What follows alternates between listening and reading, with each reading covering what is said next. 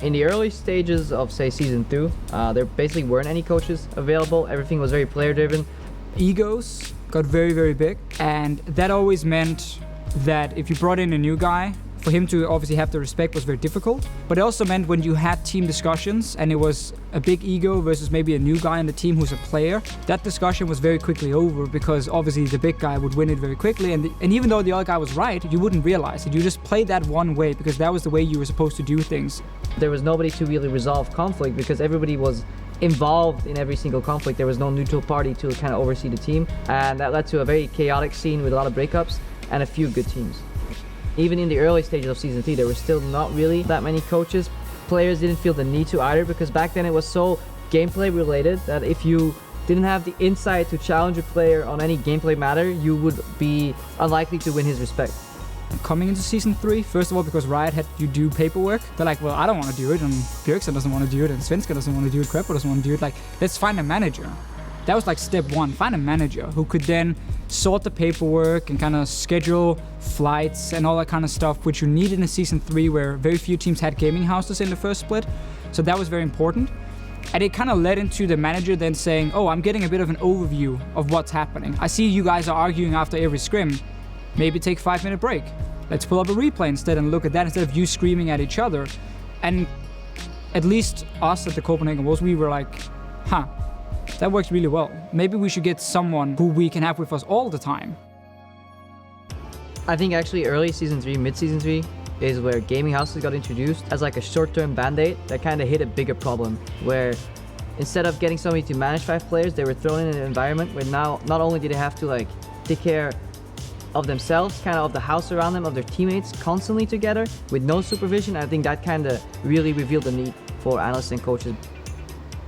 A closed-off environment like a gaming house with no outside influence in terms of general living conditions, especially fitness, anything regarding health, eating habits, it kind of became really bad for a lot of teams. Imagine being just 5 players who all live the same way, who then after a scrim they just lost, have to sit down and talk to each other where everyone is getting annoyed and losing focus.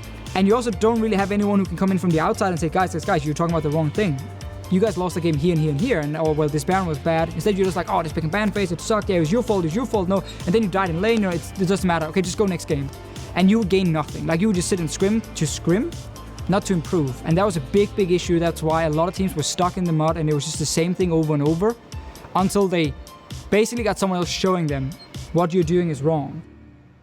I think the introduction of some analysts kind of helped bridge that gap where people that weren't as highly ranked still had really good opinions about the game and they started contributing to some of the teams. M5 with Groove was one of the first ones to have like a real manager there and like really had them under control.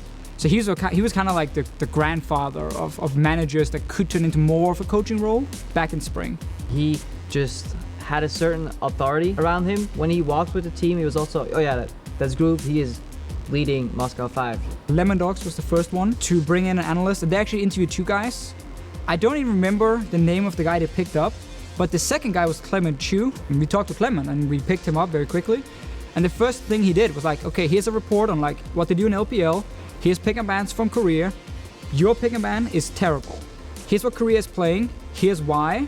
And he didn't need to show us like clips. We didn't need to ask him about his rank. Like he would just watch the games and write down notes. Like he would basically just write down information.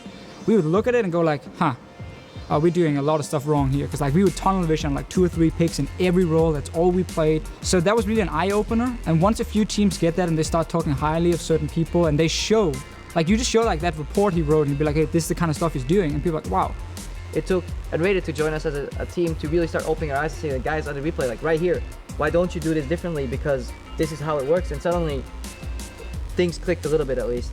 Veggie was the coach for KMT, who then became Rockhard with Vander and Yankos and Overpower and these guys. And he was a super smart coach, in my opinion, because he adopted what a lot of teams would adopt in Season 4 is if Korea is doing it, we should do it too. So he would look at what Korea were doing and like directly analyze it. More than just giving the information, he would actually find replays and show to the guys. So that was the big evolution, because once that happens, once you realize it, once it happens to you, you get destroyed by someone who had a guy helping them who actually added a lot of value. You're kind of like, I want that. You know, I need that kind of guy. And that's where like the search really started for directly coaches who could also be there with your team. there are a lot of old school players that they've been working on their own for so long. It's really hard to make them see the light, but I think it's undeniable that coaches can add value in a way, not in the same way in every team, but a team of support should always be able to add value to a team of players.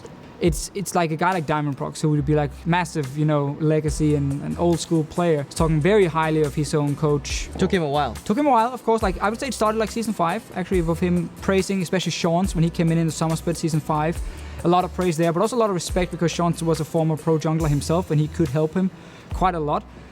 So once even the old school players start accepting coaching, there's not really anything that makes you as a new player then say, oh, coaching is useless. Like if everyone else is saying it, obviously there is something about it.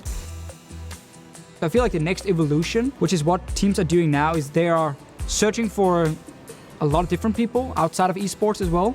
They bring them in, but they also realize this is not a coach who will add game value. So we take a retired player or a known analyst and have him working closely with that coach. It's very rare you get that in one guy, just a player who retires, who just knows how to coach and also is super smart at the game. You just really want to find a balance between having player experience and traditional sport knowledge and see if you can mold that either into one person or create a team to relieve as much burden from the players as you can. A coach is so much more than just a guy giving you in-game stuff. It's everything around it. How to behave as a teammate, how to give feedback, how to take feedback, how to live properly and everything. It's not one guy, it's not going to work. You need managers, or one manager at least. You need a coach, you need a head analyst.